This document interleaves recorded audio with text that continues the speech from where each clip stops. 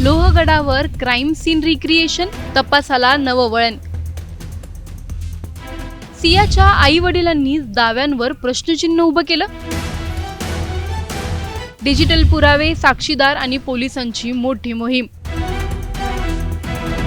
केतन अग्रवाल मृत्यू प्रकरणाच्या तपासात आता वेगाने घडामोडी घडत आहेत. रविवारी सकाळी पोलिसांनी आरोपींना घटनास्थळी नेऊन क्राईम सीन रिक्रिएट केलाय. त्याचवेळी सियाच्या आई वडिलांच्या चौकशीतून समोर आलेल्या माहितीनंतर तपासाला नवं आणि धक्कादायक वळण मिळाल्याची चर्चा आहे. दुसरीकडे पोलीस डिजिटल पुरावे, प्रत्यक्षदर्शींचे जबाब आणि घटनास्थळावरील तपास अधिक मजबूत करण्यासाठी प्रयत्न करत आहेत. या संपूर्ण प्रकरणातील महत्त्वाच्या घडामोडी काय आहेत, नेमकं हे प्रकरण आता कोणत्या वळणाला आहे, जाणून घेणार आहोत या व्हिडिओमधून. व्हिडिओ शेवटपर्यंत नक्की पहा आणि टाइम्स नाऊ मराठीच्या यूट्यूब, इंस्टाग्राम आणि फेसबुक पेजला फॉलो करायला विसरू नका. केतन अग्रवाल मृत्यू प्रकरणात रविवारी सकाळी लोणावळा परिसरात मोठी पोलीस कारवाई पाहायला मिळाली. सकाळी लवकरच पोलिसांनी सुरक्षा व्यवस्था वाढवत लोहगड किल्ल्यावरील काही भाग तात्पुरता बंद ठेवला आणि तपासासाठी आवश्यक प्रक्रिया पार पाडली. घटनास्थळी आरोपींना नेऊन क्राईम सीन रिक्रिएशन करण्यात आल्याची माहिती समोर आली. या प्रक्रियेदरम्यान पोलिसांनी त्या दिवशी घडलेल्या घटनांचा क्रम समजून घेण्याचा आणि प्रत्येक हालचालीची पडताळणी करण्याचा प्रयत्न केला. दरम्यान सियाच्या आई वडिलांची अनेक तास चौकशी करण्यात आली. चौकशीत त्यांनी मुलीने केतन सोबतच्या लग्नाबाबत कधीही आक्षेप घेतला नव्हता, तसेच चेतन सोबतच्या कथित संबंधांची माहितीही आम्हाला नव्हती असे सांगितल्याची माहिती समोर आली आहे. या जबाबामुळे तपासातील काही मुद्द्यांवर नव्याने चर्चा सुरू झाली असून पोलीस विविध बाजूंनी पडताळणी करत आहेत.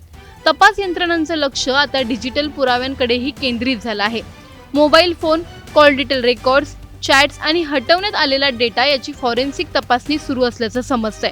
याशिवाय घटनास्थळावरील हालचालींचा ताळमेळ, आरोपींची उपस्थिती आणि इतर उपलब्ध तांत्रिक माहिती एकत्र करून संपूर्ण घटनाक्रम स्पष्ट करण्याचा प्रयत्न सुरू आहे. केतन अग्रवाल यांच्या कुटुंबियांनीही न्यायासाठी पुढाकार घेतलाय. कुटुंबियांनी आणि नागरिकांनी श्रद्धांजली कार्यक्रम आयोजित करत प्रत्यक्षदर्शींनी पुढे येऊन पोलिसांना सहकार्य करण्याचे आवाहन केले आहे. तपासात मदत करणाऱ्या प्रत्येक माहितीचा उपयोग होऊ शकतो असा विश्वास व्यक्त केला जात आहे. दरम्यान या प्रकरणात आरोपींच्या बाजूनेही न्यायालयात विविध कायदेशीर मुद्दे मांडले जात आहेत. केवळ पोलिसांसमोर दिलेले जबाब पुरेसे नसून स्वतंत्र आणि ठोस पुरावे आवश्यक असल्याचा युक्तिवाद बचाव पक्षाकडून करण्यात येत आहे. त्यामुळे आता तपासातून गोळा होणारे वैज्ञानिक पुरावे आणि प्रत्यक्षदर्शींचे जबाब आणि फॉरेन्सिक अहवाल यांना विशेष महत्त्व प्राप्त झालं आहे. या संपूर्ण प्रकरणाकडे राज्याचं लक्ष लागलं असून प्रत्येक नवीन घडामोडीनंतर तपासाची दिशा बदलत असल्याचं चित्र समोर येत आहे. आगामी न्यायालयीन सुनावणीमध्ये पोलिसांकडून कोणते पुरावे सादर केले जातात आणि न्यायालय त्यावर काय भूमिका घेते याकडे सर्वांचे लक्ष असणार आहे. लोहगडावरील क्राईम सीन रिक्रिएशन तपासासाठी किती महत्त्वाचं ठरू शकतं?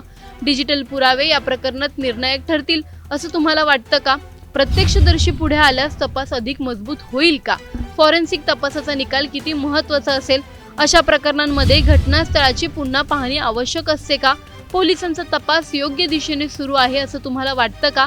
न्यायालयात कोणते पुरावे सर्वाधिक प्रभावी ठरू शकतात? या प्रकरणात सत्य समोर आणण्यासाठी आणखी कोणती पावले उचलली जावीत? या संपूर्ण प्रकरणाबद्दल तुमचं मत काय? आम्हाला कमेंट करून नक्की सांगा. व्हिडिओ आवडल्यास लाईक व शेअर करायला विसरू नका.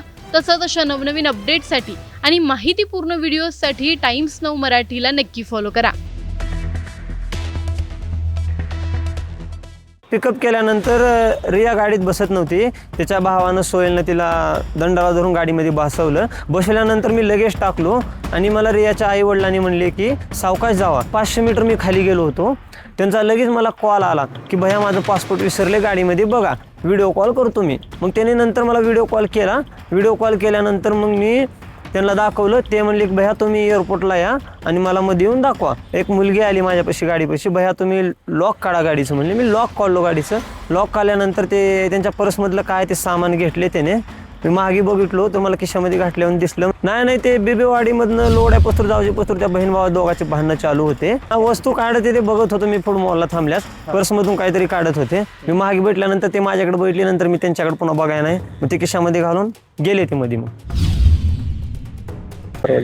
दादा काय सांगाल, सियाला आणि या सगळ्यांना तुम्ही मुंबई एअरपोर्टला घेऊन जात होते, काय त्या नेमक्या दरम्यान घडलं होतं, कुठून त्यांना पिकअप केलं, काय एकंदर त्या दिवशीची पूर्ण घटना होती जोपर्यंत तुम्ही एअरपोर्टला सोडलं होतं, काय सांगा. मॅडम मी त्यांना पिकअप केलं बिबेवाडीमधनं. मला बुकिंग भेटली होती निळकंठ ट्रॅव्हल्समधनं. मग त्यांनी पिकअप केल्यानंतर रिया गाडीत बसत नव्हती. त्याच्या भावानं सोहेलनं तिला दंडाला धरून गाडीमध्ये बसवलं. बसवल्यानंतर मी लगेच टाकलो आणि मला रियाच्या आईवडिलांनी म्हणले की सावकाश जावा. मी नंतर सावकाश गाडी नेली. मग ते औंधवरनं येत होतो. मग औंधला त्यांनी गाडी थांबवली आणि ते सोहेल म्हणला की मला गाणे लावायचे, भया गाणे लावून द्या. मग मी गाणे लावून दिले त्यांना. ते पुढे येऊन बसला, मागे बसला होता. नंतर मी लोड्यात गेलो. लोड्यात गेल्यानंतर ते म्हणले की तुम्ही खाली थांबा, आम्ही वरी जाऊन येतो 10-15 मिनिट. मग ते 15 मिनिट वरी गेले. नंतर 6 पॅसेंजर खाली आले, 4 पॅसेंजर गाडीमध्ये बसले. बसल्यानंतर मग मी लगेच टाकलं त्यांचं आणि तिथनं निघालो. मी फूड मॉलला गेलो. फूड मॉलला गेल्यानंतर मी 10 मिनिट गाडीमध्ये बसलो होतो. ते सगळेजण उतरून चहा प्यायला गेले होते. गेल्यानंतर मग एक मुलगी आली माझ्यापाशी गाडीपाशी, भैया तुम्ही लॉक काढा गाडीचं म्हणले. मी लॉक काढलो गाडीचं. लॉक काढल्यानंतर ते त्यांच्या पर्समधलं काय ते सामान घेतले त्याने. मी मागे बघितलो तर मला खिशामध्ये घातल्यावर दिसलं. नंतर मग मी एवढं काही लक्ष दिलं नाही त्यांच्याकडे. मग नंतर ते अर्धा तासानं आले, गाडीमध्ये बसले. बसल्यानंतर मग मला चला म्हणले. मग मी निघालो मुंबई एअरपोर्टला. तिथे गेल्यानंतर ड्रॉप केलो मी. ड्रॉप केल्यानंतर मला त्यांचा कॉल आला. मी 200 मीटर गेलो होतो पुढे.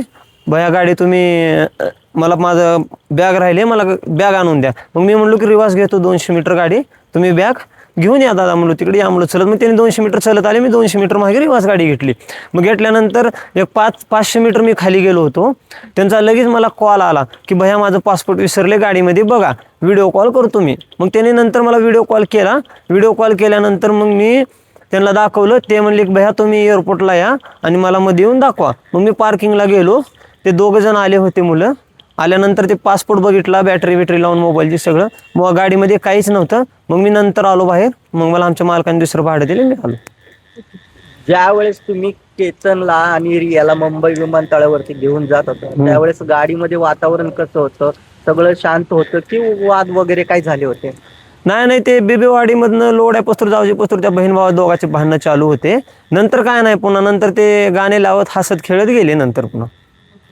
पण ज्या वेळेला तुम्ही त्या फुटबॉलला थांबले होते चहा पाणी करण्यासाठी, त्यावेळेला तुमच्या ही बाब लक्षात आली का की काहीतरी काढून घेतलेलं आहे बॅगेतून सियानी किंवा काय? नाही मॅडम, एवढं पर्सनल गोष्टीला आम्ही लक्ष देत नाही कस्टमरच्या. पण तुम्ही पाहिलं होतं की सिया बॅगेतून काहीतरी वस्तू वस्तू काढत ते बघत होतो मी. फूड मॉलला थांबल्यास पर्समधून काहीतरी काढत होते. मी मागे भेटल्यानंतर ते माझ्याकडे बघितले. नंतर मी त्यांच्याकडे पुन्हा बघायला नाही. मग ते खिशामध्ये घालून गेले ते मध्ये. मग गेल्यानंतर मला पुढले काही माहित नाही. मग 10-15 अर्धा तासात ते आले. मग नंतर आल्यानंतर कॉल केले. मग मी गाडी पुढे घेऊन गेलो त्यांच्या.